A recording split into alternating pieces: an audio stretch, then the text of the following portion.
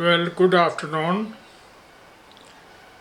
I want to talk something regarding the elections which are happening in India. I want to say that regarding the elections, I am totally confused. There are two parties. One is Congress Party of India, which has ruled for 10 years. Other is Bharatiya Janata Party, of which the Narendra Modi, the Chief Minister of Gujarat, is said to claimed by the BJP to be the Prime Minister if elected to Parliament in majority. Now it is very confusing the way the candidates are abusing each other, the way they are using religion, caste, creed, and bribing the people at places. It's very deplorable and it's very discouraging. The way the candidates are speaking in a very taunting way to each other, especially one candidate, I don't want to name him because he keeps a lot of vengeance. That's why I don't want to name anybody. They all have a lot of vengeance and a false sense of pride.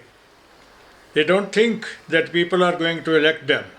They think that it is the duty of the people to elect them. They don't think it is a political service or a national service to come for elections and get elected by the people by requesting them, by saying things or by doing things which the people like, by their record of national service and the service of the people, and for framing good parties, good policies. No, it is not like this. Caste, religion, and so many other parochial factors are coming into the way in the elections. Middle class and the poor class and the rich class and the Muslims, the Hindus, Sikhs, South India, Northeast India, and all these questions are taking place. And at places, some people who could not follow the party or who could not remain with the party due to personal differences, they have created new parties. There must be about 100 political parties in India, and no single party can form the government. They align with other parties and make confusing policies which are not very beneficial to the people. And the decision making is very slow, very, very slow. For a backward country like India, a slow decision making is very, very dangerous, especially for defense and the progress of the people. Everybody is saying electricity, roads, water. No, the basic questions are firstly the food, unadulterated food, then the clean water, then the cheap education. Government schools have failed. People have opened shops for education. Then comes Medicare. Medicare is lacking. Government hospitals are failing. The private hospitals are coming up. No minister, no government, no party is concentrating on them. Then the big business, the crony capitalism, is taking its hold, which is very, very dangerous for India.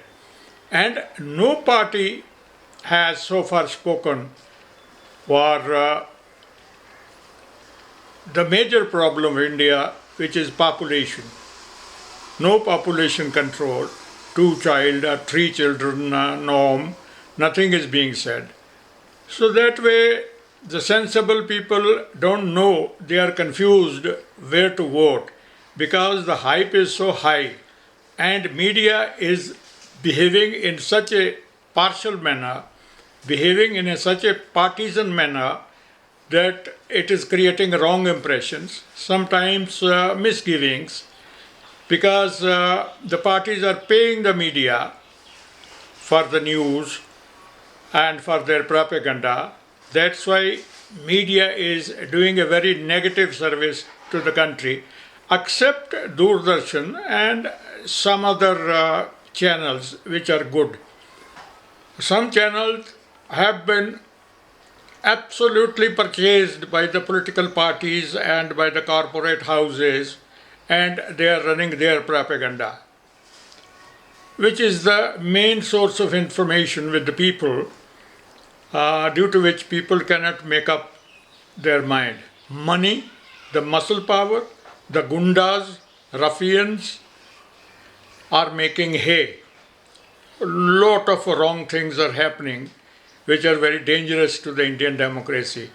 And I am reminded of Churchill, who said that India should not be given independence, governance, because ultimately it will fall into the hands of the ruffians, the thugs, and they will ruin India. And that is what is happening. I am not favoring Churchill. I am saying that what he said was right. Thank you. I don't have to say more. Thank you very much.